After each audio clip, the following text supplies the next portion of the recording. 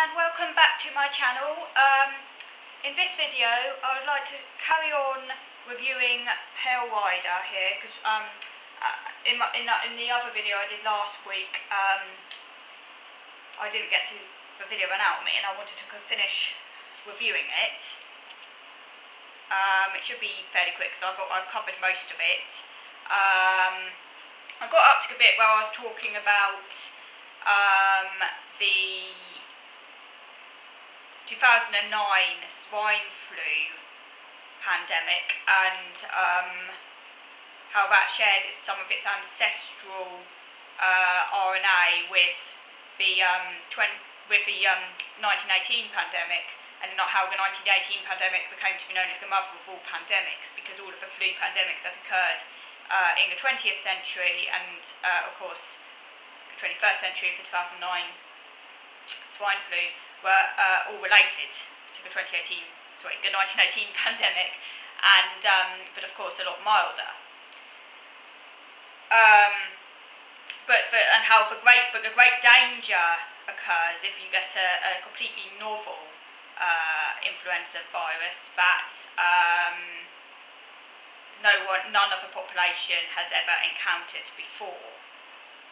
That will be when, as long as it's related to the 1918 pandemic, it would be expected not to be too severe, because at least some of the population would have some immunity to it. And indeed the 2009 pandemic was very, very, very mild, but obviously at the time there's a lot of anxiety. Now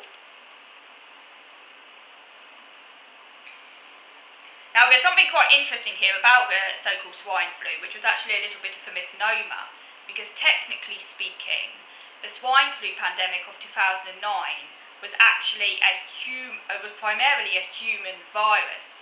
What happened in 1918 was that the 1918 virus, which obviously originally came from ducks, is the hypothesis, that it came from ducks or possibly geese, domestic birds that would have acquired the virus from wild birds, but once it infected humans and it mutated to become fully humanized in the second wave, which is why the second wave was most contagious and most lethal. It eventually, if you like, established an equilibrium among humans. It became, if you like, naturalised to the human host. And interestingly, what happened is that towards the end of the 1920s, there were several outbreaks of so-called swine flu. But this flu among pigs was actually, humans had actually infected the pigs with the 1918 flu virus. They had actually infected pigs. So we'd given pigs the flu, and this then circulated in pigs. And then what happened in 2009 was that the flu virus among pigs that we'd infected them with, then, if you like, recombined and kind of did a bit of kind of viral sex, if you want to call it that, with human flu genes and their own pig flu genes to become the swine flu pandemic of 2009.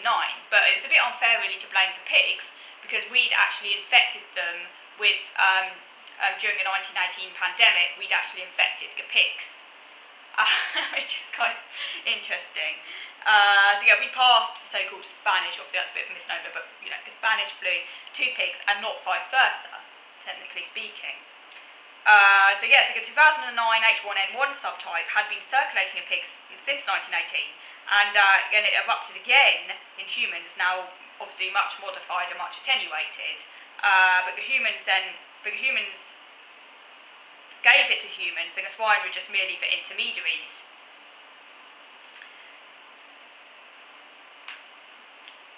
Also, of course, humans have a very direct role to play in the future of pandemics, because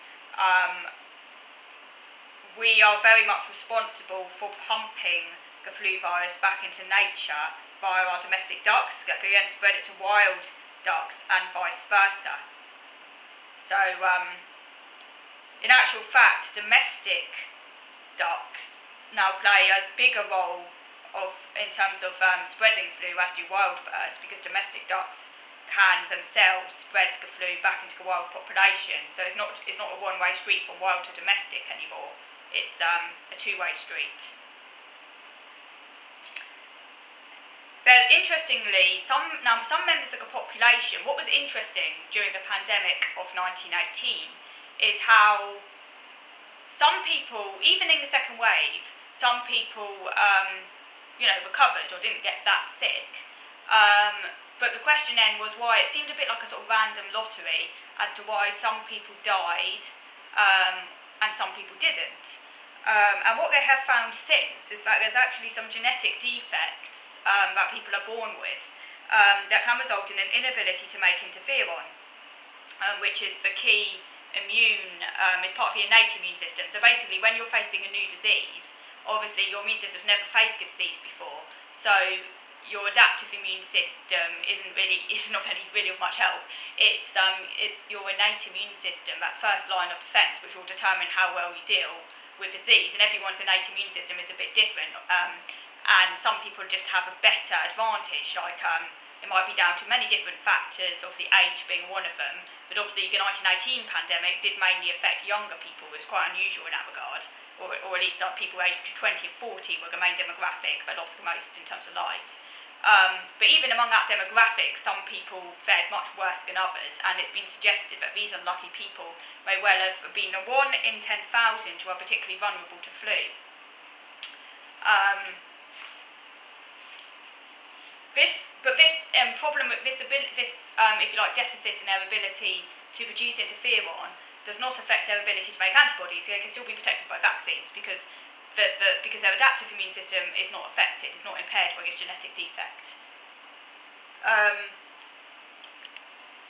it's also suggested that, by the way, that all infectious diseases are partly genetic. So if you take any infectious disease, some people will be more vulnerable to it than others. Some people will have a genetic advantage, just pure luck of the draw, depending on the disease. Like some people are just genetically, if you like, protected against malaria, for example. Some people won't get malaria, some people won't get leprosy. In actual fact, leprosy is actually, those who do get it, as well as being undernourished, also tend to have a genetic defect as well, just for that particular disease. But yeah, it's likely to be the case that all genetic diseases have at least some genetic, if you like, relation. In some, one or a few genes control susceptibility, so defect in one of the genes causes a large increase in susceptibility. In others, the genetic component consists of a small cumulative effect on many genes, so again there's just a small increase in risk. It's also been suggested that genetic diseases like Alzheimer's might actually be infectious too. For example, infectious prions. And also, that's basically protein particles, and that's also behind BSE as well, these infectious particles. So it's been suggested that Alzheimer's and other diseases could actually, although we think of them as largely genetic or environmental, they could actually have an infectious component as well.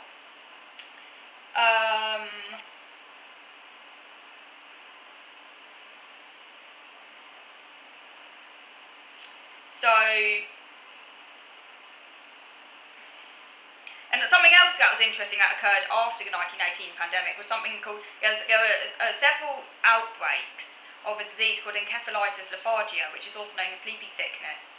And this outbreak occurred between 1917 and 1925, and it peaked in 1921. And a third who contracted it died in a few weeks, a third recovered, and then the remainder went on after a delay to develop paralysis, and the average age for those affected was 29.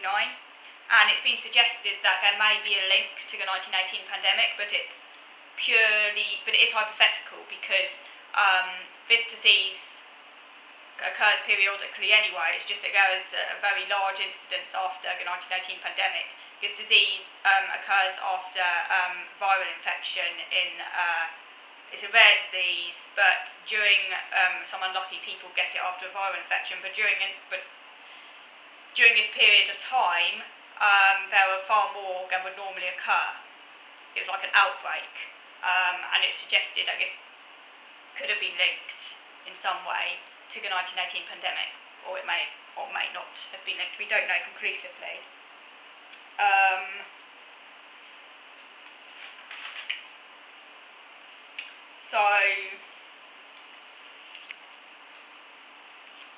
And then it has a little look in a book about, there's a little look at writings about illness and how the flu might have affected literature during a period. For example, Virginia Woolf, who wrote an essay called On Being Ill, and she also wrote Mrs. Dalloway, and that was all about psychiatric illness. But Virginia Woolf was an invalid herself, and but yeah, it's just looking here at how it could maybe have influenced sort of like writings on illness. And also Catherine Ann Porter, for example, who wrote Pale Horse, Pale Rider in 1939, and a Green Hat, 1924, and other books, but full of where the main themes in these writings were alienation, hypersensitivity, self-doubt. Obviously, this was inspired by the war as well. It wasn't just the flu that could have inspired his writing. It's hard to separate out the war from the flu in terms of his influence that it had on people.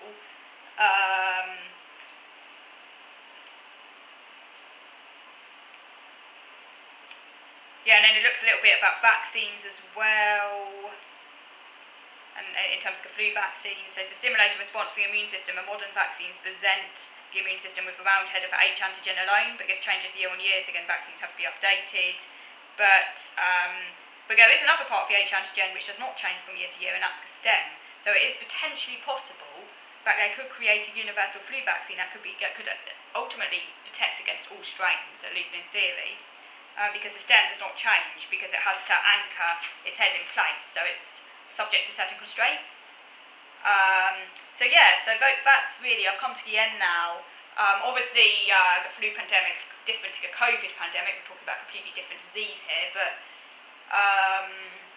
it's just a very interesting read. But I would quite like to read Pandemic 1918 as well. But do let me know your thoughts on this book, and if any of you have been reading up about pandemics lately, do let me know. Okay, so I'm going to move in the next video. I want to move on and talk about something a little bit more cheery, just a sort of rambling. I haven't really taken notes of it, but I just want to talk to you about something. So I'm going to move on to video number 2 now, where I will talk about what I'm going to talk to you about. All will be revealed. So moving on to video number 2 now.